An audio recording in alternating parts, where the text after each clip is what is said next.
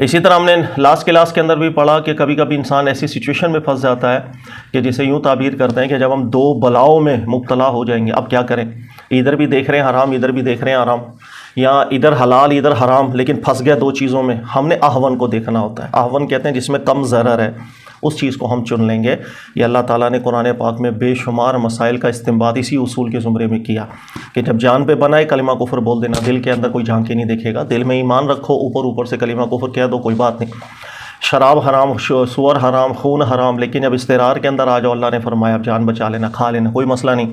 اس لیے کہ جب دو بلاؤں میں آپ مبتلا ہو جاتے ہیں پھر احون کو اختیار کیا جائے گا جو ہلکی بلا ہے۔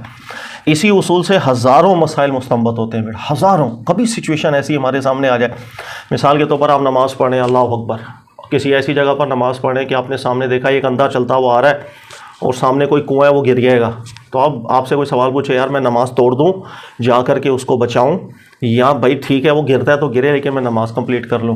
ہم فوراً، اب یہ لفظوں کے ساتھ قرآن پاک میں تو یہ مسئلہ ذکر نہیں ہوگا، لیکن ہم استدلال اسی اصول سے کریں گے جو اللہ تعالیٰ نے قرآن میں ہمیں سکھائے کہ ہم دو سچویشن میں پھنس گئے، احون کو اختیار کریں گے ہم۔ یا احون کیا بنے گا؟ بھائی نماز توڑنا بھی گناہ ہے، ظاہر ہے اللہ کی عبادت ہے، بلا وجہ توڑیں گے تو نہیں، لیکن کسی کی جان بھی بچانا ضروری ہے۔ تو ایک طرف جان بچ رہی ہے، ایک طرف نماز ہے، میں کیا کروں؟ آبویسلی احون کیا ہے؟ ہم جان بچا لیں گے۔ اچھا، آپ میں سے کوئی بھی انمیوٹ ہو ذرا، میں ان سے ایک مسئلہ پوچھتا ہوں۔ مسئلہ یہ ہے کہ ایک سرجن ہے، کون ہے؟ جاوید بھائی، اختر بھائی، اچھا اختر بھائی، ایک سرجن کا مجھے فون آیا تھا کافی عرصہ پہلے۔ اس نے مجھے سچویشن کی کہ کبھی کبھی ہم آپریشن تھیٹر میں ہوتے ہیں اور اتنا ایمرجنسی آپریشن ہو رہا ہوتا ہے، ظاہر ہے آپریشن کوئی مریض ہے، کیسا آیا کب آیا پتہ تھوڑی ہوتا ہے، کسی کا اتنا بھیانک ایکسیڈنٹ ہوا کہ آپ کو ایمرجنسی اس کی ٹریٹمنٹ کرنی پڑتی ہے۔ تو انہوں نے مجھے یہ ذکر کیا تھا کہ بھائی ہم کبھی کبھی اتنا مشغول ہوتے ہیں، مریض کو چھوڑ بھی نہیں سکتے، چھوڑیں گے سالہ کلٹی ہو جائے گا۔ اب ہم اس حالت میں نماز گزر رہی ہے، میں کیا کروں؟ میں نے کہیں پڑھا تھا، وہ بتا رہے تھے، میں نے کہیں پڑھا تھا کہ اگر کہیں مجبوری میں آپ پھنس جائیں تو دو نمازوں کو جمع کر کے پڑھ لیا کریں۔ تو کیا میرے لیے رعایت بنے گی؟ آپ اس کے لیے کیا جواب سجیسٹ کریں گے کہ چھوڑ یار، تو اللہ کی نماز ہے، تو پہلے نماز پڑھ، مرتا ہے تمہارے؟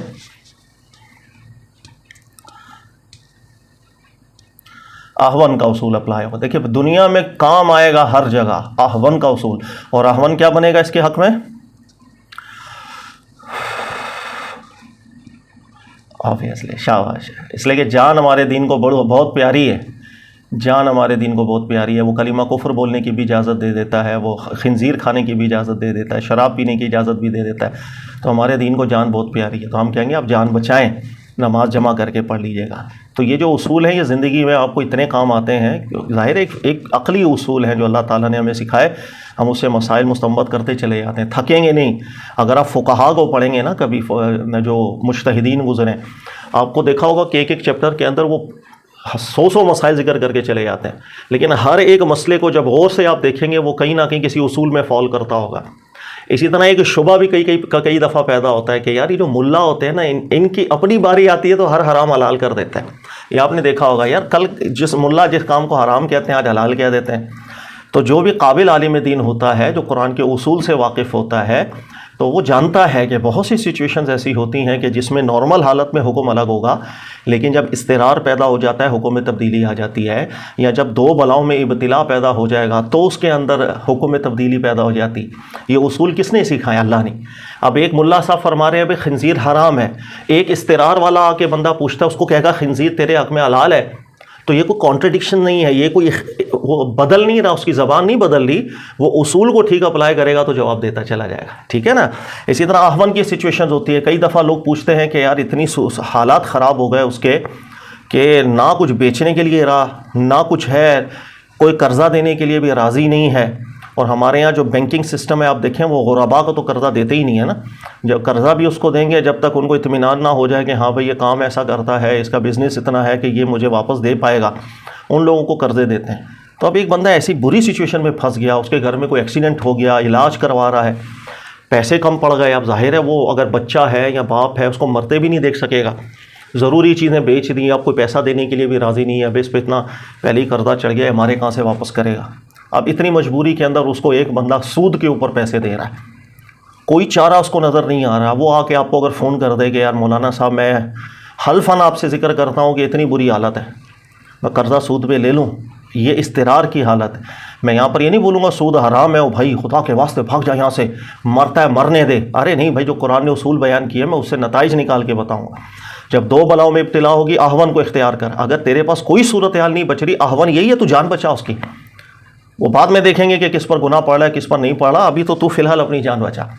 تو درست طریقہ کار سے مسائل مستنبط کرنا یا اصول کو اپلائی کر، یہی چیز ہے، اسی کو کہتے ہیں قرآن فہمی، یہی دین فہمی ہے اور کچھ بھی نہیں۔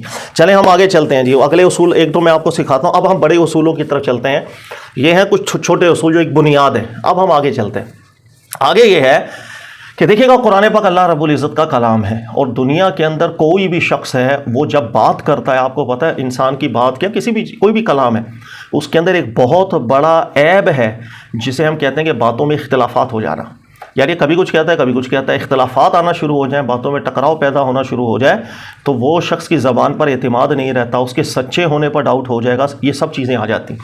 ایک شخص ہے وہ آپ کو کہہ رہا ہے ارے بھائی میں نے زندگی میں کبھی سگریٹ کو ہاتھ ہی نہیں لگایا، ٹھیک ہو گیا جی، ہاتھ نہیں لگایا، اگلے دن آپ نے خود ہی آنکھوں سے دیکھ لیا پہ ہاتھ نہیں ہے تو منہ لگا کے پی جا رہا ہے۔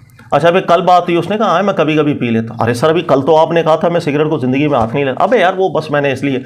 سر جب انسان کے ٹکراؤ پیدا ہوتا ہے نا باتوں میں، یہ بہت بڑا عیب ہے، اسی عیب کو اللہ تعالیٰ نے قرآن پاک میں ذکر فرمایا، لو کان من عند غیر اللہ لوجدوا فیہ اختلافا کثیرا، اگر یہ اللہ کا کلام نہ ہوتا تو اس کے اندر بھی ٹکراؤ مل رہی ہوتی، باتوں کے اندر اختلافات مل رہے ہوتے، کہیں کچھ۔ تو یہ بہت بڑا چونکہ عیب کہلاتا ہے کہ باتوں کا آپس میں ٹکرا جانا، اسی وجہ سے قرآن فہمی کے اندر ایک سب سے بڑے حیثیت کے اندر اصول جس کو اپلائی کرنا لازم ہوتا ہے کہ قرآن پاک سے نکالا کوئی بھی نتیجہ، کسی بھی اصول کو اپلائی کر کے نتیجہ آپ نکالیں، محکم کے ذریعے نکالیں، مطلق کے ذریعے نکالیں، دلالت النص کے ذریعے نکالیں، احون کے ذریعے نکالیں، ہم جتنے اصول آگے بھی پڑھیں گے، کسی بھی اصول سے کوئی نتیجہ میں قرآن پاک سے ایسا نکالوں کہ کوئی دوسرا مقام اس سے ٹکراؤ پیدا کر دے، سر وہ نتیجہ ٹھیک نہیں ہوگا، خلاص اس نتیجے کو ہم سائڈ پہ کر دیں۔ وہ کسی عالم نے تحقیق کی، اللہ اس کو ثواب دے، وہ قابل ہوگا، اللہ اجر دے، لیکن اس نقطے کو نہ ہم فالو کر سکتے ہیں، نہ عقیدہ بنا سکتے ہیں، نہ عمل کر سکتے ہیں۔ یہ جو اصول میں آپ کو سکھا رہا ہوں، اس کو کئی لفظوں سے تعبیر کیا جاتا ہے، کئی علماء اس کو تعبیر کرتے ہیں عدم تعارض سے۔ تعارض کہتے ہیں ٹکراؤ پیدا ہو جانا، عدم کہتے ہیں نہ ہونا۔ عدم تعارض مطلب ٹکراؤ نہیں ہونا چاہیے، جب نتیجوں میں ٹکراؤ پیدا ہوگا نتیجہ آپ کا غلط۔ کئی علماء کرام اس کو عدم تعارض کے علاوہ مثانی صورت کے اندر کہتے ہیں کہ قرآن پاک کو دیکھا جاتا ہے۔ مثانی کسے کہتے ہیں؟ ایک تو قرآنی اصطلاح ہے، وہ ہم بعد میں پڑھیں گے، قرآن پاک نے بھی مثانی لفظ استعمال کیا ہے، لیکن مثانی کا مطلب کیا ہے؟ یہی مطلب ہے کہ قرآن پاک کا قرآن پاک کے ساتھ اس طرح ربط ہونا کہ کوئی بھی جگہ قرآن پاک کی ایک دوسرے کے خلاف، ایک دوسرے کے ٹکراؤ کے اندر آ کے کھڑی نہ ہو جائے، اسے کہتے ہیں قرآن پاک کو مثانی صورت کے اندر دیکھنا۔ اپنا جوڑا قرآن خود بتاتا ہے، اپنی بات کی وضاحت قرآن خود جوڑے گا۔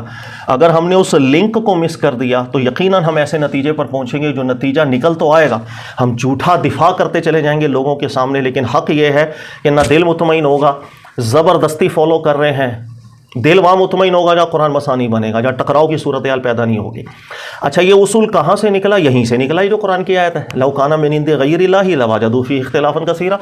اگر یہ اللہ کا کلام نہیں ہوتا تو اس میں ٹکراؤ اور آپ لوگ یہ اختلافات ہی پاتے۔ لہذا قرآن پاک منجمن نازل ہوا ہے، تھوڑا تھوڑا کر کے نازل ہوا ہے۔ اب چونکہ پورا نازل و پوری کتاب کی صورت ہمارے سامنے موجود ہے، لہذا ہم نے کسی بھی موضوع کو حل کرنا ہوگا تو اجتماعی صورتحال میں ہمارے سامنے قرآن پاک کے مضامین ہونے چاہیے۔ اگر ہم کسی ایک جگہ بھی ایک لنک کو بھی مس کر دیں گے تو نتیجے میں فرق آئے گا، وہ فرق آنے کی بنیاد پر تفاسیر الگ ہو جائیں گے، یہ مفسر نے الگ کہا، اس مفسر نے الگ کہا، اس نے الگ کہا، وہ دیکھ کے ہر کوئی ٹھیک ہی لگ رہا ہوگا، نارملی ہم پڑھیں گے ٹھیک ہی لگ رہا ہوگا، اس لیے کہ ہمیں پتہ ہی نہیں چلے گا کہاں سے بات ٹکرا رہی ہے کہاں سے نہیں۔ وہ دیکھ یار مفسر نے کتنی پیاری تفسیر، او اس نے بھی دیکھ کتنا پیارا نقطہ، لیکن کوئی نہ کوئی غلط تو ہے۔ ظاہری سی بات ہے کہ ایک جو جملہ ہے وہ اپنے اندر 10 چیزیں تو نہیں رکھے گا، کہیں نہ کہیں غلطی ہوگی۔ تو غلطی کہاں ہوگی؟ وہیں پر ہوگی جہاں پر وہ لنک مس کر رہا ہے، ٹکراؤ کی صورت پیدا ہو جائے گی، تعویلیں اب گھما رہا ہے باتوں کو، جہاں یعنی دوسرے رخ اگر آپ کے سامنے رکھ دیا جائے، اب وہ بندہ گھمائے گا باتوں، وہ سامنے پتہ لگ جائے گا کہ تعارض کی صورتحال میں پھنس گیا ہے، قرآن سے ایسا نتیجہ ہم نہیں نکال سکتے۔ یاد رکھیے گا قرآن فہمی کے اندر یہ بہت بڑا اصول ہے 50% غلطیاں ہمارے یہاں صرف اور صرف ملیں گی کہ ایک مقام سے ہم کوئی نتیجہ نکالتے ہیں، بس دوسرا مقام ہم نے دیکھا ہی نہیں کہ اس کا جوڑا قرآن کہاں سے بنا رہا ہے۔ اب ہم وہ لنک چونکہ قرآن کا ہم نے مس کر دیا، اب ہم اپنے دماغ سے سوچیں گے کیا ہے اللہ نے ذکر کیا، یا ہم کوشش کر کوئی اسرائیلی مواد مل جائے گا ہم اس کو جوڑنے کی کوشش کر دیں گے، یا کچھ بھی جوڑا جاڑی کر کے ہم کوئی نہ کوئی تفسیر سامنے لے آئیں، بس جس سے ایک دل مطمئن کرنے کی صورتحال پیدا ہو جائے گی لیکن غلط ہو جائے۔ اس کی میں بہت سی مثالیں آپ کو دیتا ہوں، بلکہ شروع سے لے کے آخر تک یاد رکھیے گا قرآن پاک کے اندر جب کبھی غلطی پیدا ہوگی وہ غلطی کی بنیادی وجہ یہی ہوتی ہے کہ بھائی آپ نے لنک مس کیا ہوا ہے، نتیجہ ٹھیک نہیں نکلے گا۔ موٹی موٹی مثالیں دیکھیں، جیسے ہمارے یہاں بڑا مشہور ہے بس سورہ توبہ سے پہلے بسم اللہ نہیں لکھی ہوئی ہے۔ اچھا کیوں نہیں لکھی ہوئی؟ اب اس کا ہم نے جواب دینا بھائی ہر سورت سے پہلے بسم اللہ، سورۃ توبہ سے پہلے بسم اللہ نہیں۔ اب اس کے مختلف جوابات سامنے آئے تھے، تو سب سے مشہور جواب ہوا تھا جس کو کئی حضرات پسند کر دیتے ہیں، وہ یہ کہ بھائی بسم اللہ اس لیے نہیں لکھی کہ سورۃ توبہ ہم پڑھتے ہیں اس کے اندر اتمام حجت کے عذابات کا ذکر ہے۔ اتمام حجت کیا ہوتا ہے، اس کی شرائط کیا ہیں، یہ ہم آگے پڑھیں گے۔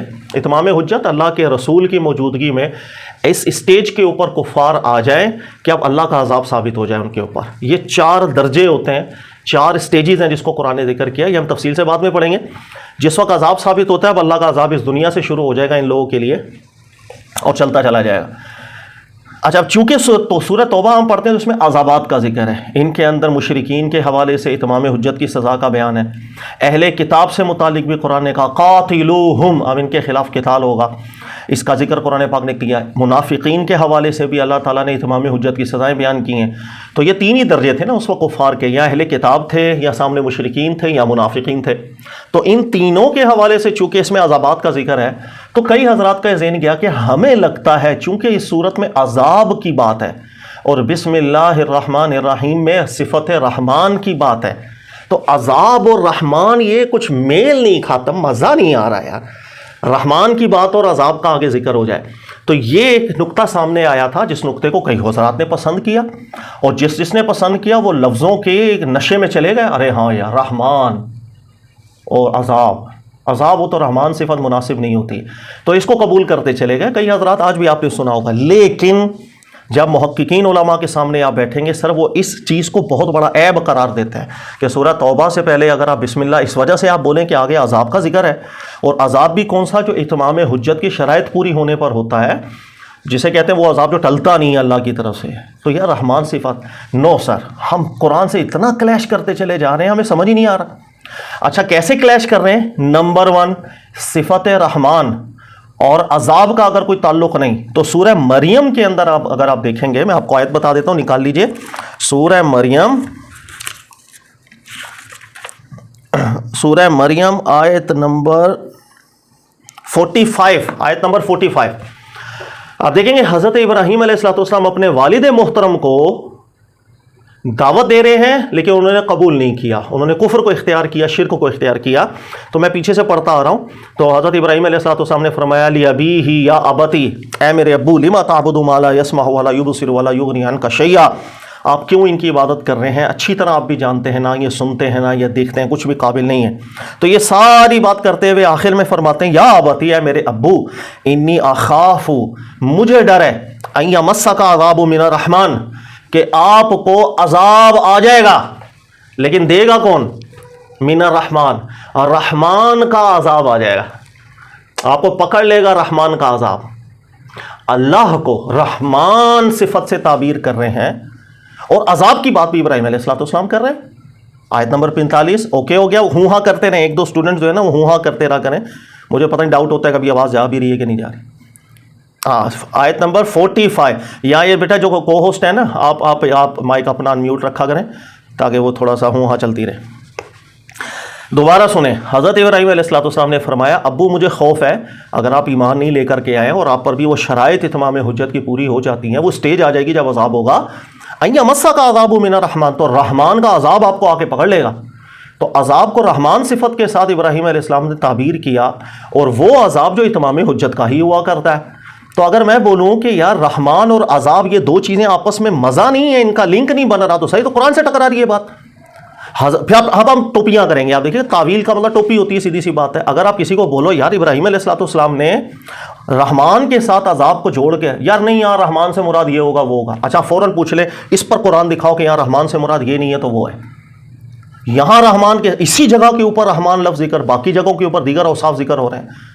اب ہم باتیں گھما رہے ہیں، جب بھی بات گھمائیں گے آپ اس پر پوچھیں میں قرآن پاک کہاں پر ہے دکھائیں. پرابلم یہ ہے کہ قرآن متعارض ہو رہا ہے، نہیں مزہ آ رہا ہے اس نتیجے پر. اچھا ایک اور چیز، اگر ہم بولیں کہ چونکہ سورت کے اندر عذاب کی بات ہے اس لیے رحمان جو صفت ہے بھائی وہ مزہ نہیں دے گی اس کے ساتھ. تو آپ دیکھیں، آپ سورت لہب نکالیں سب سے آخر میں سورہ اخلاص سے پہلے. اس سورت کو بھی جیسے ہی ہم پڑھتے ہیں تو اللہ تعالیٰ نے ذکر فرمایا بسم اللہ الرحمن الرحیم. وہ اللہ رحمان ہے، وہ رب رحیم ہے. اچھا تبت یدا ابی لہب و تب، اس پر سزا جاری ہو کر رہے گی اللہ کی. ابو لہب شدید قسم کا فسادی انسان تھا، کفر کیا اس نے، اور اس پر جو شرائط تھی جو سٹیجز تھی نا عذاب سب گزر گئی. تو اللہ رب العزت نے جس وقت یہ اب وہ سٹیجز گزرنے والی تھی پہلے ہی اللہ تعالیٰ نے اطلاع دے دی کہ یہ بندہ ایمان نہیں لائے گا، اس پر تمام سٹیجز بھی گزریں گی اور اللہ کے عذاب کی گرفت کے اندر آ جائے. اب اس صورت کو بھی ذرا غور سے دیکھیں کہ اللہ عذاب کی بات کر رہے ہیں، اور عذاب بھی کتنے خطرناک لفظوں کے ساتھ. تبت یدا ابی لہب، یہ دونوں ہاتھ اس کے ٹوٹیں گے، یہ سزا میں گرفتار ہوگا کیونکہ وہ ہاتھوں سے تنگ بہت کرتا، فساد بہت کرتا تھا. اس صورت کے اندر بھی اللہ تعالیٰ اتمام حجت کی ہی باتیں کر رہے ہیں، عذاب کی بات کر رہے ہیں. لیکن صورت کس سے شروع ہو رہی ہے؟ صورت ہو رہی ہے بسم اللہ الرحمن الرحیم. تو سر اگر میں یہ نتیجہ نکالوں کہ سورہ توبہ سے پہلے بسم اللہ اس وجہ سے نہیں ہے کہ اس میں عذاب کی بات ہے، اس میں صفت رحمان کی بات ہے، اور یہ دونوں رحمان اور عذاب مزہ نہیں دے گا. نو سر، قرآن سے متعارض ہو رہا ہوں. پھر ہم یہاں پر کیا کریں گے؟ گھمائیں گے. او یار یہاں پر اس لیے، اچھا جو جواب نے بولو اس پر قرآن دکھاؤ، یہ جواب قرآن نے کہاں دیا؟ پھنس جائیں گے. اس کا ہم اپنی طرف سے جوابات بنا. اسی طرح مزید میں مثالیں دے سکتا ہوں، جیسے سورہ کافرون ہے، قل یا ایھا الکافر. یہاں پر بھی اللہ رب العزت کی طرف سے جو ائمہ کفر تھے مکہ کے، تو ان کو بیان کر دیا گیا یہ کبھی بھی ایمان نہیں لے کر آئیں گے اور ان پر عذاب ثابت ہوگا. تو رسول اللہ صلی اللہ علیہ وسلم کی طرف سے اعلان کر دیا گیا لا اعبد ما تعبد ولا انتم عابدون ما اعبد، کہ اللہ کی طرف سے فیصلہ ہو چکا ہے اے ائمہ کفر کہ تم اب کبھی ایمان نہیں لے کر کے آؤ گے اور حق کی عبادت کبھی نہیں کر سکتے ہو. لکم دینکم ولی دین، تم اسی دین پر رہو گے اور مرو گے اور ہم لوگ اپنے دین پر رہیں گے اور جئیں گے اور حق باطل بالکل جدا ہو جائے گا. ٹھیک ہے. تو اب یہاں پر بھی ایک عذاب کی بات بیان کی جا رہی تھی کہ بھائی یہ لوگ کبھی بھی ایمان نہیں لائیں گے، لیکن شروع میں بسم اللہ. اچھا یہ میں نے چند مثالیں آپ کو دی، سمپل یہ مثالیں کیوں دی؟ اسی وجہ سے دی کہ جو میں نتیجہ نکالوں گا وہ نتیجہ قرآن سے کہیں ٹکرا تو نہیں سر؟ ٹکرا رہا ہے، میرا نتیجہ بالکل ردی ہو جائے گا.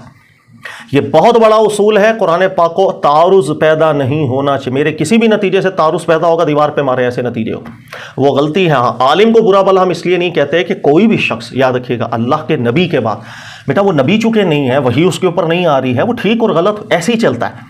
تو کوئی بھی دنیا میں عالم ہے، کوئی بھی مجتہد ہے، وہ چاہے ثریا تک پہنچ جائے اس کا علم، لیکن ہم یہی کہیں گے کہ صحیح اور غلطی یہ دونوں چیزوں کے ساتھ ہی ایک انسان چلتا ہے. اسی وجہ سے جتنے علماء یا مفسرین ہیں انہوں نے کوشش کی، سمجھنے کی کوشش کی، اللہ تعالیٰ ان کو اجر دے، ہم یہی کہیں گے. اسی بات کو اللہ کے نبی علیہ السلام بھی اچھے طریقے سے سمجھایا کرتے تھے کہ جب ایک قابل اجتہاد کرتا ہے نا تو غلطی ہوتی ہے، اللہ اسے بھی ثواب دیتا ہے، اس لیے اس نے محنت کی، اللہ اس کو ثواب دیتا ہے. ہاں اگر وہ درستگی کو پا لیتا ہے تو اللہ ڈبل ثواب دیتا ہے. آپ اس کو یوں ہی سمجھ لیں کہ آپ کے گھر کے اندر ایک شخص ہے، کھانا بناتا ہے، بڑا اچھا اس کا ذائقہ ہے. اچھا اس نے کہا آج میں کوئی نئی ڈش ٹرائی کرتا ہوں، آپ نے کہا بسم اللہ جی.